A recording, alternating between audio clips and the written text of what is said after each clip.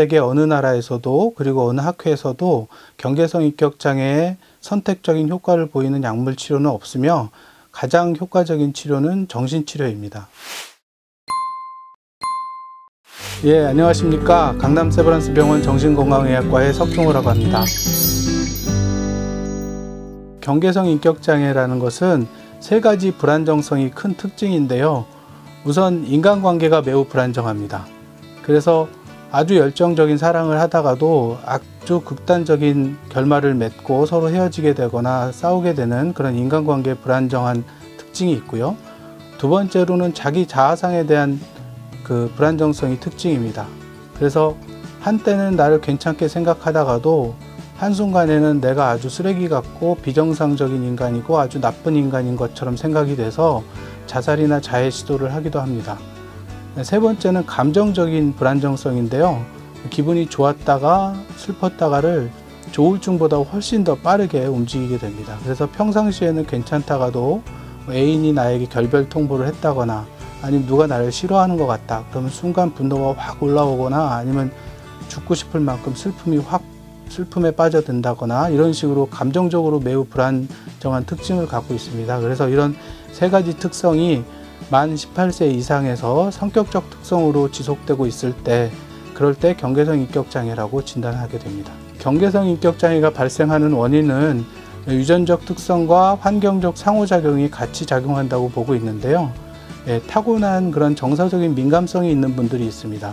그래서 남들보다 매우 예민하고 감정적인 변화에 대해서 빨리 알아차리고 그런 민감성이 있는 그런 유전적 특징을 갖고 있는 분들이 환경이 매우 자기를 인정해주지 않고 학대하는 환경, 트라우마를 계속 경험하게 하는 환경 속에서 자라날 때 서로 충돌을 일으키면서 경계성 인격장애로 발달해 간다고 알려져 있는데요.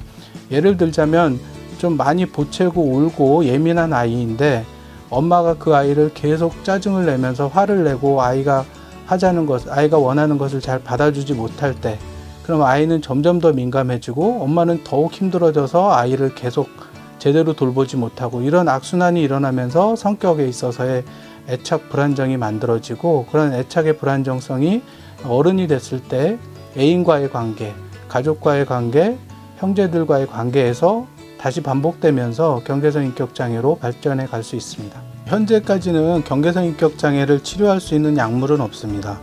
경계성 인격장애에 동반되어 있는 우울감을 일시적으로 느낄 때 그 우울감을 약화시키고 좋아지게 해줄 수 있는 약물 치료를 당분간 같이 동반하기도 하지만 전 세계 어느 나라에서도 그리고 어느 학회에서도 경계성 인격장애에 선택적인 효과를 보이는 약물 치료는 없으며 가장 효과적인 치료는 정신치료입니다. 근데 정신치료가 한 1, 2개월에서 끝나는 경우는 없고요. 이 성격의 변화를 유도해야 되기 때문에 적어도 1년 이상의 그런 매주 집중적인 정신치료를 받게 될 때 그럴 때 인격장애가 좋아지면서 성격의 변화가 일어난다고 하고 대부분은 한 40대가 지나면 심한 자살 충동이나 이런 행동들은 없어지지만 그런 인간관계에서의 불안정성이나 자기 자신에 대한 그런 부정적인 생각 이런 것들은 변하지 않기 때문에 정신치료를 통해서 좋은 변화를 유도할 필요가 있습니다.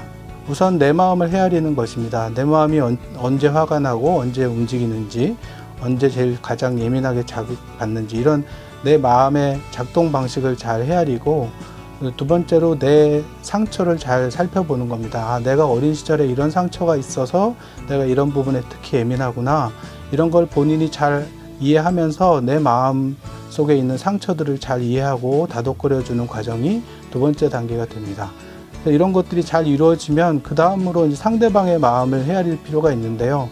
엄마가 예를 들어 아버지가 하도 술을 먹고 바깥에서 문제를 피우고 집에 와서는 폭력을 썼기 때문에 엄마가 우울해서 나를 돌봐주지 못했었구나 라는 그런 과정이 있다면 엄마의 마음을 또 이해할 수도 있고 성인이 돼서 연인관계에서의 트러블이라면 상대의 마음이 어땠길래 그때 나한테 그렇게 행동을 했을까 상대방의 말과 행동이 아니라 그 사람의 속마음을 헤아리는 상대방의 마음을 헤아리는 방식의 변화가 일어나야 됩니다.